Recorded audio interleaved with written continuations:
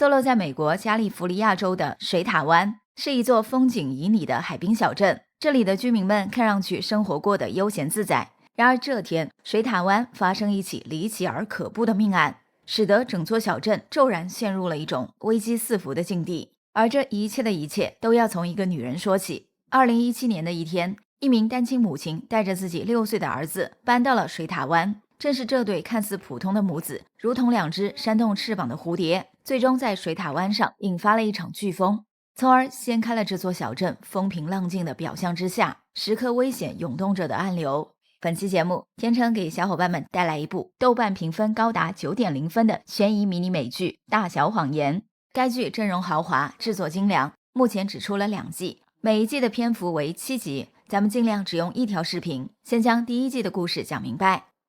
故事的女主角之一梅林是生活在水塔湾的一名全职家庭主妇。这天，梅林驱车带着刚上小学的小女儿梅妮前往学校参加新学期的开学日活动。半路上，母女俩险些追尾了前方的一辆突然急刹的车辆。泼辣的梅林随即下车，准备找前车的司机理论，结果由于脚下穿着的高跟鞋的鞋跟太高，梅林刚下车就意外扭伤了脚踝，立时痛得直不起身来。这一幕刚好被另一名正驱车前往学校的中年女子简嫂看到。简嫂是一名单亲母亲，不久前刚带着儿子小简搬来水塔湾。或许是因为人生地不熟，简嫂在见到梅林扭伤脚踝后，根本不想多管闲事。可是她的年仅6岁的儿子小简却是一名心地善良的孩子。在小简的要求下，简嫂只好停下车，上前询问梅林是否需要帮忙。在得知梅林暂时已无法开车，而且梅林的女儿梅妮和小简恰好是同班同学，简嫂主动提出自己可以将梅林母女捎到学校。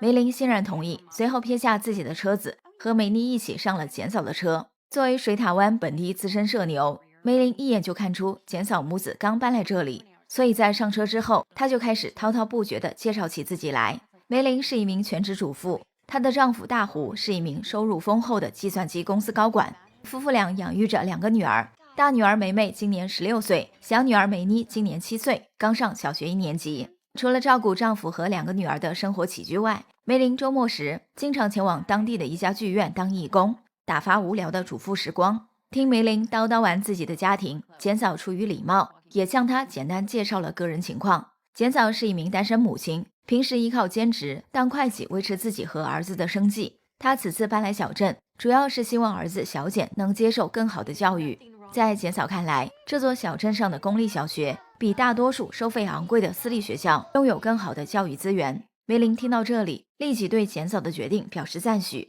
2人在将梅妮和小简送到学校之后，梅林以地主的身份给初来乍到的简嫂引荐了几名前来送孩子的其他宝妈，其中包括梅林的闺蜜妮可。在旁人眼中，妮可和丈夫可顿是这座小镇上的一对模范夫妇。可顿风度翩翩，事业有成，和优雅貌美的妮可堪称珠联璧合。2人育有一对双胞胎儿子，今年6岁，都上小学1年级，和梅林的小女儿梅妮以及简嫂的儿子小简在同一个班级。由于今天是开学日，学校还未正式上课，学生们只需在学校里待2个小时左右，参加完开学日活动就可以直接回家。因而梅林在向简嫂引荐完妮可后，3人就在学校附近找了家咖啡馆，一边闲聊一边等候孩子们放学。也许是年龄相仿，家中又都有半大的孩子的缘故，3人的共同语言比较多，聊得十分投机，都有一种相见恨晚的感觉。不知不觉的过了2个小时，3人赶紧结束聊天，准时赶回学校接孩子。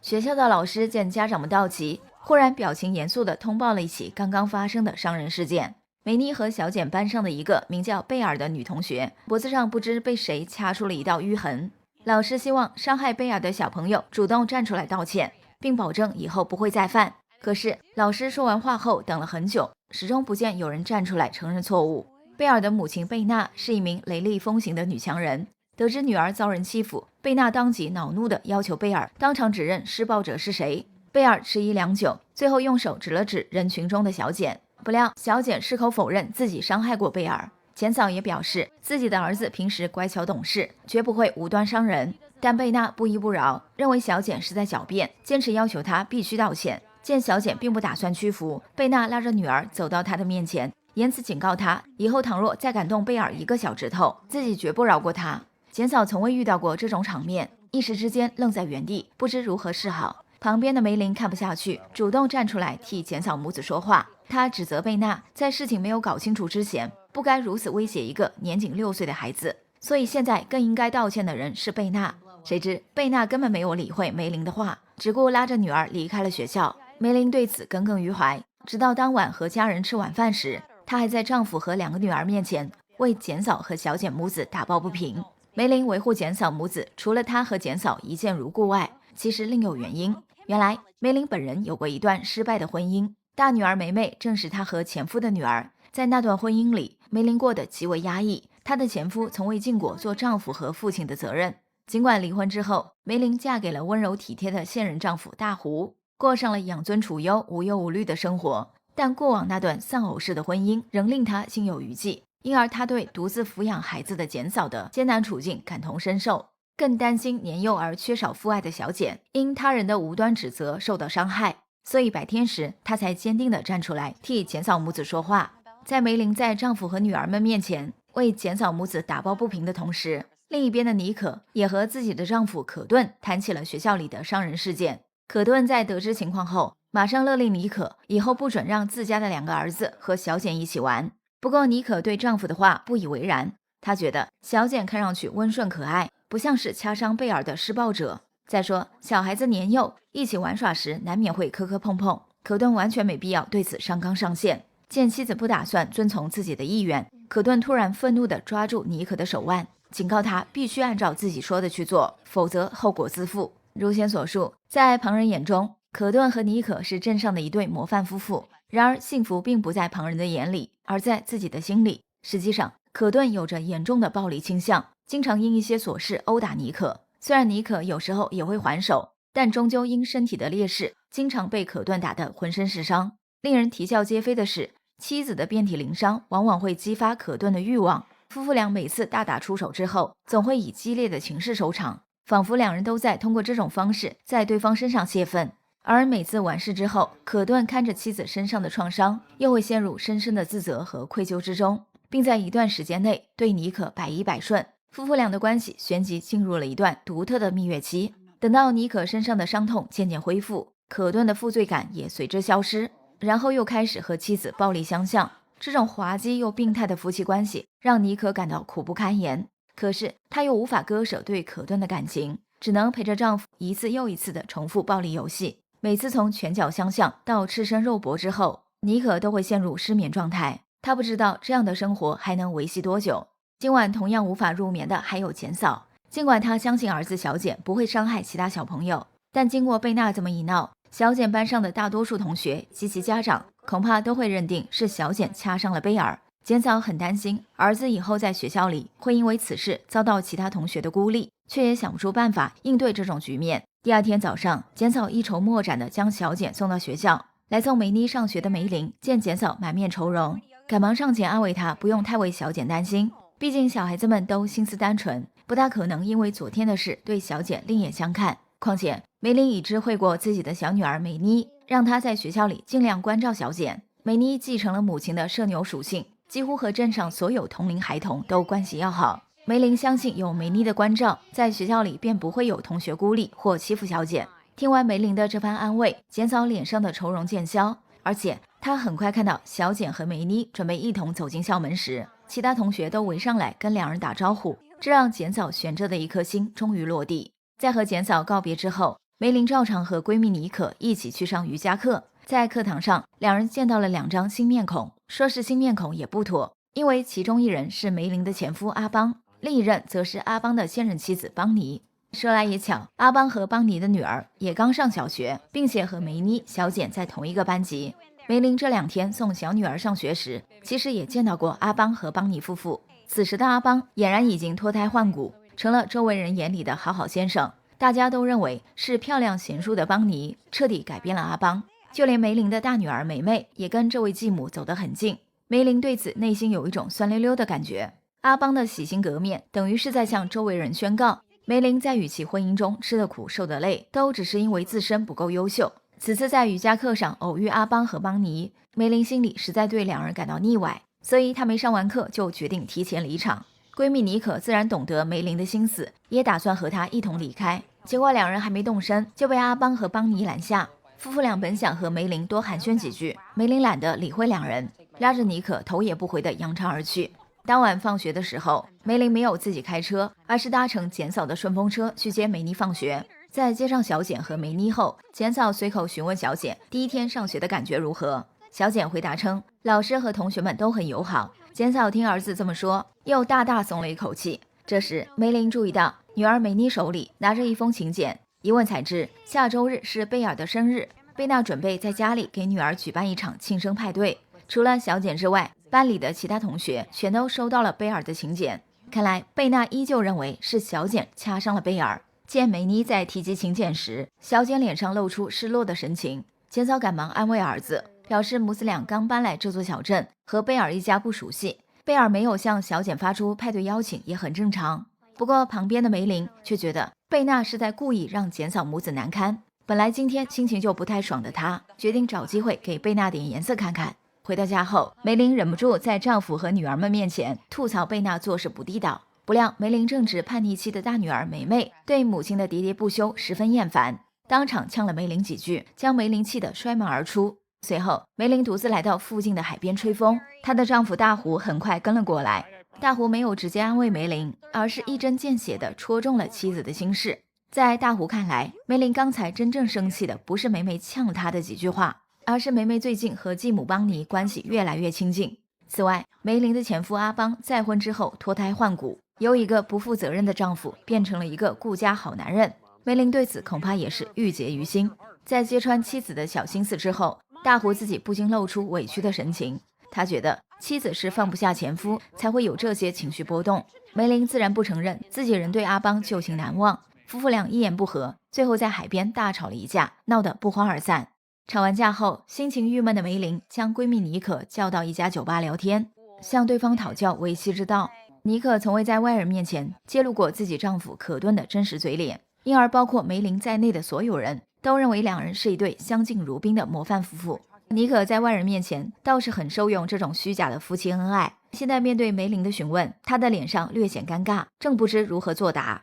就在这时，贝娜走进酒吧，上前跟两人打招呼，并热情地邀请他们下周日前往自己家中做客，参加他的女儿贝尔的庆生派对。本就对贝娜不爽，此刻又在气头上的梅林当场质问贝娜，给女儿办庆生派对，为何单单没有邀请小简？梅林告诉贝娜，倘若小简不参加生日派对，自己和女儿梅妮也不会去。要知道，梅妮是班上最受欢迎的学生，如果她不去参加贝尔的庆生派对，估计很多同学都不会去。说着，梅林的脸上还故意露出挑衅的表情。没想到他的这番话彻底激怒了好强的贝娜，两人彻底撕破面皮，一场大战的序幕就此拉开。由于贝尔生日当天，当地的一家剧场刚好上演《冰雪奇缘》的舞台剧，梅林特意提前购买了10几张门票，让女儿梅妮分发给关系要好的同学。凭借着梅妮的号召力以及《冰雪奇缘》的吸引力，班上1/3的同学都决定不参加贝尔的生日派对，而是和梅妮、小简一起去看舞台剧。贝娜在得知这个消息后，顿时火冒三丈。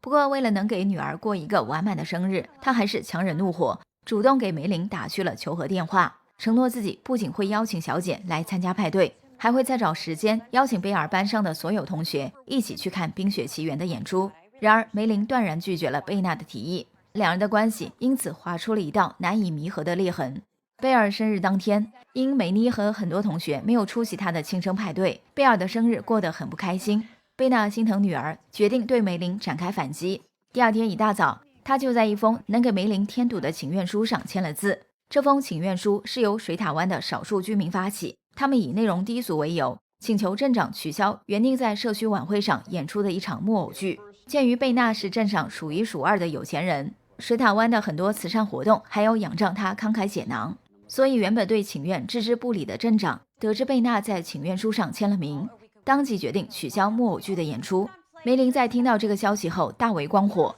我们之前说过，梅林虽是一名全职家庭主妇，但周末经常前往当地的一家剧院当义工。被镇长取消在社区晚会上演出的木偶剧，正是梅林当义工期间参与编剧的作品。梅林在其中倾注了大量的心血，如今贝娜从中作梗，导致木偶剧无法上演，梅林自然怒不可遏，却也无可奈何。她随后将此事告诉了闺蜜妮可和简嫂。简嫂对梅林替自己和儿子出头非常感动，同时也对自己给梅林造成麻烦深感愧疚。好在妮可很快为梅林想出了一个应对之策。妮可在结婚之前曾是一名优秀的律师，根据她掌握的法律知识，像贝娜签名的这种民间请愿书一般不具备法律效力，而且请愿书指责木偶剧内容低俗，又纯属无稽之谈，因而妮可认为即便是镇长也无权叫停原先定好的演出。梅林听完妮可的分析，立时精神抖擞起来，他请求妮可能以法律顾问的身份协助自己推动木偶剧的恢复演出。妮可经不住梅林的软磨硬泡，最终答应了他的请求。当天下午，在梅林当义工的剧院老板乔经理的撮合下，梅林和妮可与镇长以及贝娜开了一个三方协商会。妮可凭借着自己掌握的法律知识，将镇长和贝娜对得哑口无言。镇长没有知识储备反驳妮可，只得同意让木偶剧如期演出。妮可在协商会上的这次精彩表现，令梅林佩服得五体投地。协商会结束之后，梅林更是口沫横飞地赞美妮可不但人长得漂亮，而且个人能力和才智也出类拔萃。对于梅林的夸奖，妮可的心情十分复杂。她结婚这么多年来，每天都尽心尽力地照顾着丈夫和2个儿子，努力当好母亲和妻子的角色。她原本以为这些就是女人的全部生活，直到今天在协商会上慷慨陈词，让镇长和贝娜理屈词穷，妮可才感受到了自己真正的价值，也意识到自己的内心其实绝不满足于当一名全职的家庭主妇。梅林对妮可的复杂心情深有同感，她以前和妮可一样，将自己的全部精力都倾注在了丈夫和2个女儿身上，这让她的生活变得无比麻木，很多时候甚至没有了活着的感觉。正因为如此，她才在周末跑去剧院当义工，意图找回早已失去的自我价值。所以梅林鼓励妮可应该遵从自己的内心。在他看来，妮可既是一名好母亲和好妻子，也是一名法律知识扎实的优秀律师，理应有一个更加精彩和辉煌的人生。梅林的这番话令妮可深受鼓舞。回到家后，她就向丈夫可顿表达了自己想要回归职场的念头，结果直接惹怒了可顿。如果不是2个年幼的儿子尚未入睡，妮可恐怕免不了又要遭受丈夫的一顿毒打。可顿除了有严重的暴力倾向外，还有着极强的控制欲。他将妮可当成金丝雀一样圈养在笼子里，不允许对方和外界有过多的接触。此前妮可答应帮闺蜜梅林与镇长谈判，可顿就颇有微词。此次妮可又提出想重回职场，已然触碰到了可顿的心理红线。但此时的妮可已如觉醒的雄鹰，不仅受不了丈夫的暴力成性和令人窒息的控制欲，更想展翅翱翔，创造一番属于自己的事业。可是她确实不知道如何平衡家庭和事业的关系。为此，妮可趁着可顿出差的时机，独自约见了一位女心理医生。妮可和可顿以前一起咨询过这位女医生，当时为了维护婚姻的体面，夫妇俩都向心理医生隐瞒了2人不堪的夫妻关系。此次单独面对心理医生，妮可将自己和可顿之间的种种病态行为悉数相告。不过她也坦诚，自己这么多年没有和可顿提出离婚，是因为她和可顿的感情也是真心实意。说着，妮可不禁向女医生说起了自己和可顿过往的一些经历。2人刚结婚时，妮可因身体原因曾流产过4次，后来她好不容易怀上了一对双胞胎，又因早产不得不在医院里住了6个月。在那段时间里，可顿始终陪伴在她的左右。妮可刚说到这里，女医生就打断了她的话，将她从美好的回忆中拽了出来。女医生觉得，无论妮可和可顿有过多么美好的过往，也无论妮可多么爱着可顿，都无法遮掩可顿对她不断施暴的事实。而且在女医生看来，可顿的施暴不会停止，甚至有一天会牵连到夫妇俩的双胞胎儿子。妮可听了这话，急忙反驳称，自己的丈夫绝不会伤害孩子。她认为可顿算得上是一名称职的父亲，这也是她不愿与其离婚的重要原因之一。女医生显然不认可妮可的判断，她认为就算可顿不会直接伤害孩子，对方动辄对妮可施暴，有一天被孩子们发现，同样会对他们的心理和人生造成不良影响。对于这个尖锐的问题，妮可再次选择替丈夫辩解。她表示，可顿每次对她施暴时，都会背着孩子们，在孩子们的眼中，这个家仍然充满着幸福和温暖，并且妮可相信，可顿绝不会当着孩子们的面对她施暴。所以她觉得，只要孩子们能在这个家里感受到温馨，她就有理由维护好和可顿的婚姻。见妮可一直在逃避，不愿面对残酷的事实真相，女医生换了个思路，询问她每次在面对可顿的施暴时，有没有想过自己有可能会被对方活活打死？面对这个问题，妮可明显陷入了迟疑之中。他的脑海中随即闪现出可顿将他死死按在沙发上的情形。当时，妮可感到一阵无法忍受的窒息，她拼命挣扎，却发不出一点声音。在那一刻，她的确感觉自己将会死在丈夫手里。女医生见妮可脸上浮现痛苦的表情，却没有回答自己的问题，也就没有再追问，而是给了她一个建议，让她先在外面租一套至少拥有2间卧室的房子，房子里准备好充足的食物和日用品。这样的话，倘若她有一天受不了丈夫的暴力，就可以立即带着孩子们暂时搬离家里。此外，女医生还建议妮可在每次遭受家暴后，保存好自己的伤情诊断报告。如果她和可顿最终走到离婚的地步，这些都将成为她争夺孩子抚养权的有力证据。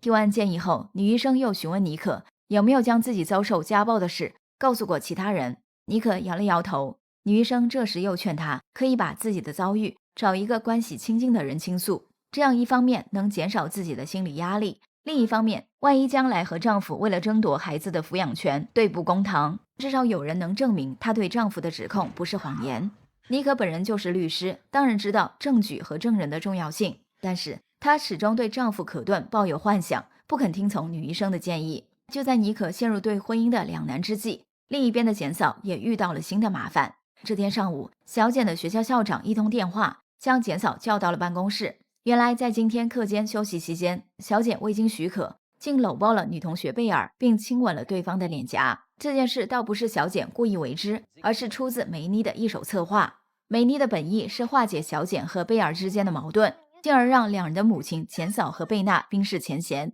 在梅妮的印象中，自己的爸爸大胡和妈妈梅林每次产生矛盾时，最终都会以亲吻和拥抱来结束争端。没想到结果弄巧成拙，无端给简嫂母子制造了新麻烦。性格强势的贝娜在得知女儿被小简亲吻后大发雷霆，甚至扬言要走法律程序状告小简侵犯贝尔。好在校长极力斡旋，他才打消了此念头。偏偏在这个当口，小简班上的老师又给学生们布置了一项家庭作业，要求他们绘制一张亲情图表来展示各自的家庭成员。简嫂在帮儿子填写图表时，没有填上小简父亲的信息，小简对此感到十分难堪。她特别害怕同学们知道后会嘲笑她是一个没有父亲的野孩子，于是强烈要求母亲在图表中填上父亲的名字。可是简嫂实在不想提及小简的父亲，母子俩为此大吵了一架。事后，情绪低落的简嫂向好友梅林吐露一个埋藏心底的秘密。原来，小简竟是简嫂在遭受恶徒侵犯后生下的孩子。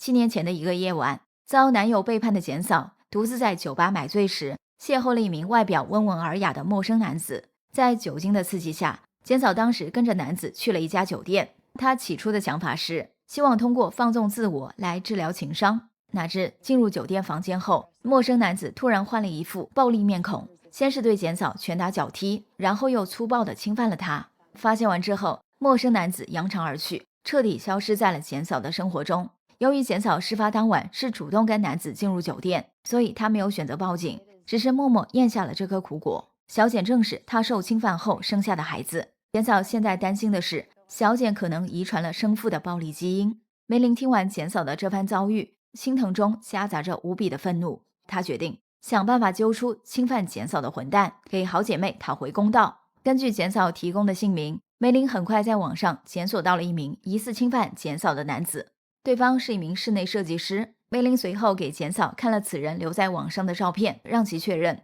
但因时隔多年，再加上事发当晚简嫂又喝了不少酒，因而他已记不清施暴男子的面容，只是对对方的声音和身上的味道记忆犹新。为了确认梅林网上检索到的室内设计师究竟是不是小简的生父，简嫂和梅林决定一同去见见这个人。妮可在得知情况后，也主动要求陪着两人一起去。当天傍晚时分，3人来到学校附近的咖啡馆，一边等孩子们放学，一边商量什么时候去见那名室内设计师。就在这时，梅林当义工的剧院老板乔经理突然找来咖啡馆，说是有事要和梅林单独聊聊。梅林只好暂时撇下2名闺蜜，出门坐上了乔经理的车。乔经理随后驱车带着梅林来到附近的一处码头，并向她袒露了自己的心意。原来梅林有一段时间心情沉郁，和乔经理发生过婚外情，后来她担心被自己丈夫发现，就向乔经理提出了分手，但乔经理却对梅林念念不忘。尤其最近在排演木偶剧时，两人的频繁接触让乔经理重新燃起了对梅林的爱火。据乔经理所言，他已打算和自己的妻子离婚，希望梅林也能结束和大胡的婚姻，然后两人光明正大的在一起。听完乔经理的真情告白，梅林愣在了当场。缓过神来后，他断然拒绝了乔经理的提议，并声称两人当初的不正当关系本就是一场错误。如今他只想好好维护家庭，照顾好自己的丈夫和2个女儿。说完，梅林就催促乔经理赶紧将自己送回咖啡馆。乔经理只得搭载着他驱车返回，但在半路上，心有不甘的乔经理一直絮絮叨叨地坚称自己和梅林不仅仅是肉体关系，两人都对彼此动过真情。结果这货因开车分神，在临近咖啡馆时撞上了迎面驶来的一辆皮卡，乔经理的车辆旋即失控，侧翻在了马路边。正在咖啡馆闲聊的简嫂和妮可听到巨大的撞击声后，赶忙出门查看。等两人发现是乔经理和梅林发生车祸，跑进现场时，经过的路人已将乔经理和梅林从车里救了出来。幸好两人以及皮卡司机都只是受了点轻伤。梅林在医院做完例行检查就回到了家中，乔经理则因轻微脑震荡需要留院观察几天。虽然在车祸中并无大碍，但是梅林和乔经理一起遭遇车祸，还是引起了丈夫大胡的怀疑。大胡忍不住询问妻子怎么会在乔经理的车上，梅林无法解释，只能闪烁其词的以商量剧院工作为由搪塞丈夫。大胡将信将疑，却也没再追问。第二天下午，正在家休息的梅林忽然接到简嫂的电话，简嫂声称自己今晚加班，希望梅林能帮忙去接小简放学。梅林欣然答应了简嫂的请求，并表示如果简嫂加班太晚，自己会将小简接来家中，等到明天再将她和梅妮一起送去学校。然而挂断电话后，简嫂并没有去加班，而是独自开着车去找那名室内设计师，想要确认对方究竟是不是当年侵犯自己的恶徒。这些年来，简嫂一直被同一个噩梦纠缠，她总是梦见侵犯自己的恶徒再次闯入家中，对自己施暴。这种恐惧如复古之居，令她无处可逃。为了彻底摆脱这种恐惧，简嫂决定找到那名恶徒，然后亲手解决掉他。今晚她就特意带了一把手枪前去赴约。简嫂没有让梅林和妮可陪同，就是不想将两人牵扯进来。可是当简嫂假扮成客户来到那名设计师的工作室时，发现对方并不是当年对自己施暴的恶徒。在此一瞬间，简嫂的心头被一种失望和如释重负的复杂情绪填满。而后她仓皇逃离了设计师的工作室，赶到梅林家里去接小简。小简此时已经睡着，看着儿子恬静的面庞，简嫂忽然感到一阵庆幸。倘若那名室内设计师真是当年的恶徒，现在他恐怕已铸成大错，手刃仇人自然痛快，但自己犯下杀人重罪后，小简怎么办呢？简嫂越想越后怕，并将刚才的经过告诉了梅林。梅林听完后也长长松了一口气，他劝说简嫂忘记过去，千万不要再去做傻事，以后带着小简好好生活。简嫂点头答应。然而一波未平，一波又起。几天后的一个早晨，简嫂在像往常一样将小简送到学校准备离开时，被小简的班主任叫到了自己的办公室。班主任神色凝重地告诉简嫂，自己班里几名学生的家长联名签署了一份建议书，要求学校将小简开除。班主任表示，学校绝不会无缘无故地开除学生。可现在的问题是，联名签署建议书的家长们已勒令自家孩子以后不要和小简有任何接触。班主任担心同学们的孤立会对小简的心理健康造成影响，这才专门找来简嫂，希望她平时多多开导小简。简嫂听闻此言，内心既愤怒又委屈。恰在此时，贝娜和丈夫正将女儿贝尔送来学校，两人离开时刚好经过班主任的窗口。简嫂在看到他们后，立刻冲出门拦住贝娜，质问她是不是煽动其他家长签署建议书，想要将小简赶出学校。贝娜虽然矢口否认是自己从中教唆，但言语中明显透着几分幸灾乐祸。简嫂被贝娜的态度彻底激怒，上前推了对方一把，双方在撕扯中，简嫂还不小心戳伤了贝娜的眼睛，好在伤势不太严重。在学校老师和贝尔父亲的劝阻下，两人暂时偃旗息鼓。几天后的周末，简嫂领着小简去做了一次全面的心理检查。心理医生给出的结论是，小简是一名富有同情心的善良孩子，不太可能会伤害其他小朋友。简嫂拿着心理医生的这份评估报告找到贝娜，请求她不要再为难小简，并为自己上次戳伤其眼睛做了真诚的道歉。贝娜见简嫂态度诚恳，也就接受了她的道歉。她随后心平气和地告诉简嫂，那几名学生家长联名签署的建议书确实不是自己发起。她也是刚刚才知道，签署建议书的家长之中，有一名母亲为了巴结讨好她，才裹挟了其他几名家长签署了那份建议书。而最近几天，贝娜多次询问女儿贝尔，开学日当天是不是小简掐伤了她。贝尔明确告诉母亲，对她施暴的人并不是小简，但却始终不肯说出此人究竟是谁。经过这场推心置腹的交谈，简嫂和贝娜终于彼此解开心结，达成了和解。当天晚上，梅林参与编剧的木偶剧如期上演，她提前邀请闺蜜简嫂和妮可前来观看，不料妮可当晚并未到场，这让梅林有些失望。演出结束后，梅林在回家路上接到了妮可的电话，妮可在电话里支支吾吾地解释称，自己没去观看演出是因为可顿的下体受伤，她不得不陪着丈夫去了一趟医院。尽管妮可没有透露可顿受伤的原因，梅林隐约猜到多半是夫妇俩行事过激导致的结果。回到家后，她将此事当成笑话分享给了丈夫大胡。大胡听完之后，不禁对可顿心生羡慕。他叹息地表示，可顿和妮可在行事时弄伤关键部位，至少说明两人的夫妻生活充满激情。而反观自己和梅林，夫妇俩的关系一直平淡如水，亲密行为也是敷衍了事。梅林听出了丈夫的抱怨，反驳称这种事哪能全怪一个人。大胡这时又话锋一转，表示自己其实知道梅林不太喜欢太热烈的相处方式，所以也就配合着他，建立了现在这样一种温和的夫妻关系。在大胡看来，婚姻的安稳和体面很多时候都需要装傻充愣，他甚至觉得婚姻幸福的秘诀正在于当事双方的适当伪装。丈夫的这番话让梅林陷入了沉默，她想起了自己和乔经理的那段已经结束的婚外情。大胡知不知道此事，梅林并不清楚，但她本人不正如丈夫所说的一样，后来假装什么事情都没发生过，才得以将眼前的这段婚姻维系到今时今日吗？或许很多婚姻都是如此吧，夫妻双方假痴假呆，得过且过。倘若真要刨根问底，谁又能经得起细致的审视呢？至少妮可和可顿的夫妻关系就绝不如外人眼中般美好。只是令梅林万万没想到的是，妮可和可顿的婚姻比他想象中还要糟糕100倍。可顿此次的受伤也根本不是夫妻行事过激导致，而是妮可反击的结果。原来今天晚上，妮可正准备因梅林邀请出门去观看木偶剧时，突然被丈夫可顿拦下。可顿心血来潮，非要在此时行欢。妮可因为要赶时间，当即拒绝了丈夫的要求。可顿当时被激怒，意图再次对妻子施暴。妮可随手抓起一把网球拍予以还击，结果不偏不倚，正中可顿下体。好在经过医生检查之后，可顿的伤势并不严重。当妮可陪着丈夫从医院回到家时，没想到可顿忽然冷冰冰地对她说了一句：你应该庆幸没有对我造成永久性伤害，否则我会杀了你。妮可真切地感受到了丈夫这句话里透出的杀意，在左思右想之后，她决定采纳心理医生的建议，为彻底离开可顿铺好后路。第二天一大早，在将2个孩子送去上学后，妮可从房屋中介手里租了一套公寓。这套公寓的面积不大，但足够她和2个孩子容身。在接下来的几天时间里，妮可瞒着丈夫购买了大量食物和日用品，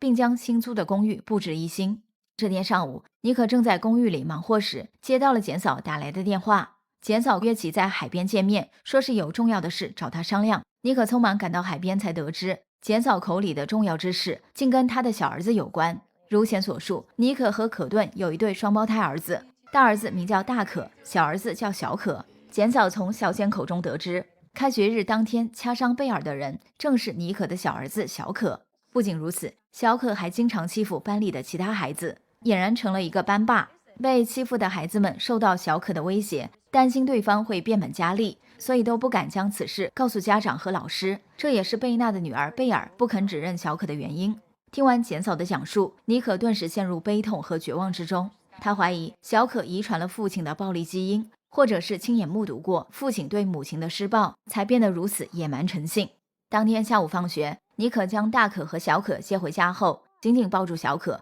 询问他在学校里做过什么，并保证只要小可说实话，自己绝不会生气。在母亲的耐心引导下，小可终于亲口承认经常欺负班里的同学，这让妮可更加坚定了离开丈夫的决心。当天晚上，水塔湾小镇将要举办一场慈善化妆舞会，镇上的成年居民大多都会参加。妮可的丈夫可顿打算参加完舞会，明天就去外地出差。妮可打算等丈夫明天离家后，就先带着孩子们搬进新租的公寓。谁知在前往化妆舞会之前，房屋中介忽然给妮可打来电话，说是其租住的公寓需要加装烟雾报警器，明天可能还无法入住，需要再等1-2天时间。不巧的是，房屋中介打来电话时，妮可正在衣帽间更换参加舞会的衣裙，因而是可顿接听了这通电话。可顿因此知晓了妮可的逃跑计划。由于此时家里还有一名平时负责照看2个孩子的保姆在场，可顿强忍怒火，没有立即发作，只是平静地将手机递给换好衣服的妮可，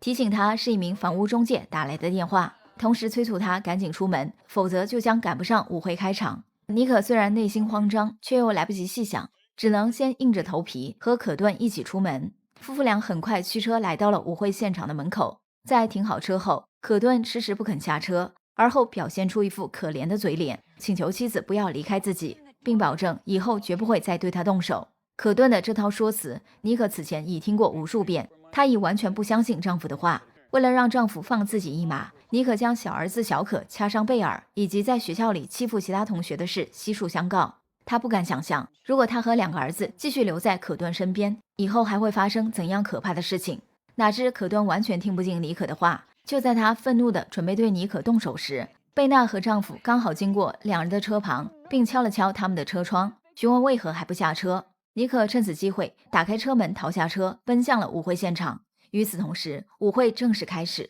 很多人都准备了自己的节目。梅林的丈夫大胡的节目是给妻子唱一首情歌，听着丈夫深情款款的吟唱，梅林特别感动。但一想到自己曾经背叛过丈夫，她最终羞愧难当地逃离了舞会现场。旁边的简嫂见此情形，跟着追了出来，询问梅林怎么回事。梅林于是将自己以前和乔经理的私情告诉了她，并表示自己实在愧对深爱自己的丈夫。就在简嫂不知如何安慰梅林的时候，妮可走进了舞会现场，想要将可顿家暴成性，自己打算彻底离开他的事告诉闺蜜梅林和简嫂。可是她环顾四周，没见到2人的身影。边上的贝娜见妮可神色匆匆，上前询问她在找谁。妮可趁此机会愧疚地将自己小儿子小可掐伤贝尔的事告诉了贝娜，请求贝娜和贝尔能原谅小可。就在这时，可顿追到妮可身边，打断了2人的谈话。贝娜敏锐地觉察到可顿和妮可在闹矛盾，识趣的先行告辞离开。见贝娜走远，可顿极力劝说妮可跟自己回车上好好谈谈，遭到了妮可的断然拒绝。恼羞成怒的可顿又试着强行将妮可拉出舞会现场。妮可拼命挣脱了丈夫的纠缠，这一幕被不远处的邦尼看到。邦尼是梅林前夫阿邦的现任妻子，她知道妮可是梅林的闺蜜，所以对她格外关注。妮可在挣脱可顿后，来到外面找到了梅林和简嫂。巧合的是，贝娜此时也已来到外面，她是特意想为以前误会小简的事向梅林和简嫂道歉。妮可刚见到梅林、简嫂和贝娜3人，她的丈夫可顿就追了出来。邦尼则远远跟在可顿后面，想要看看究竟发生了什么事。就在可顿一步步逼近妮可的时候，距离妮可不远的简嫂莫名闻到了一种熟悉的味道。此时的可顿已然丧失理智，他不顾梅林等人在场，咆哮着要求妮可立刻回家。听到可顿的声音，简嫂立时浑身颤抖起来。她以100%确认妮可的丈夫可顿就是7年前暴力侵犯她的男子。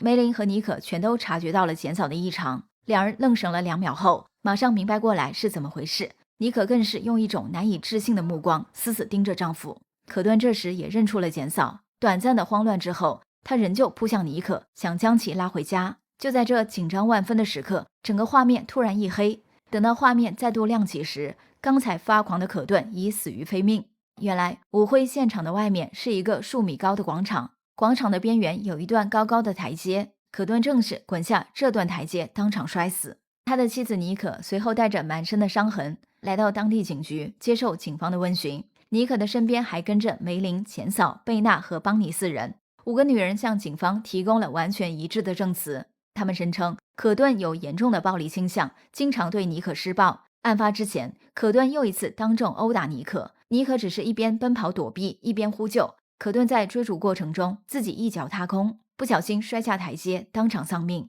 参与侦办此案的一名女警员直觉认为妮可等5人是在撒谎，理由是5人的证词出奇的一致，像是提前统一过口径。女警怀疑可顿是在对妻子施暴过程中被妮可推下台阶摔死，梅林等4人则是出于对妮可的同情，替她做了伪证。问题是，如果这番推测属实，妮可等5人根本不需要撒谎，因为这顶多算是防卫过当致人死亡。妮可最多只会被罚在社区服务1年，如果表现良好，可能3个月就能完成服刑。而一旦做伪证被警方发现，不仅是妮可本人，就连梅林等4人都会面临更严厉的法律制裁。所以在听完女警的分析后，负责办理此案的当地警长认定妮可等5人没必要撒谎，也就不可能撒谎。就这样，此案最终以意外事故结案。几个月后，水塔湾又恢复了往日的宁静。或许是共同经历过惊心动魄的一晚，妮可、梅林、简嫂、贝娜和邦尼5人成了好朋友。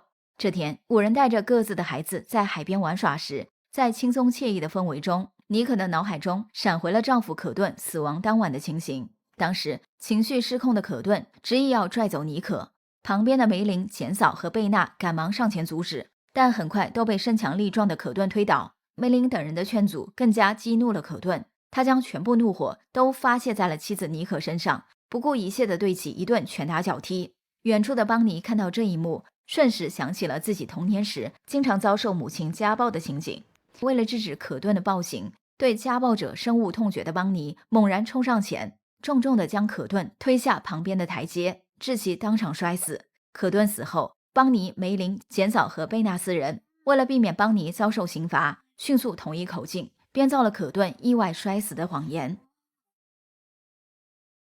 大小谎言第1季的故事至此落下了帷幕。这是一部细节极多、剧情十分饱满的高分迷你剧。尽管我们本期的视频做得很长，但依然没有完全讲透这个故事。故事的主体内容都是围绕着剧中的几名女性的生活展开，对她们每一个人的内心，以及她们对情感、婚姻、子女、道德、自我价值等等的看法，都有细致入微的刻画。从我们的叙事以及剧名就能看出来，这部剧中充斥着无数个大大小小的谎言，但这并不是一个关于说谎的故事，而是一部透过谎言探究女性内心的深度作品，非常有意思。感兴趣的小伙伴可以找来原剧看看，我们后续也尽快将第2集的故事分享给大家。好啦，今天就到这里吧。喜欢我们节目的小伙伴，别忘了点个关注，让甜橙的声音长期陪伴您洗澡、睡觉、化妆、开车、吃饭、做家务。下期见。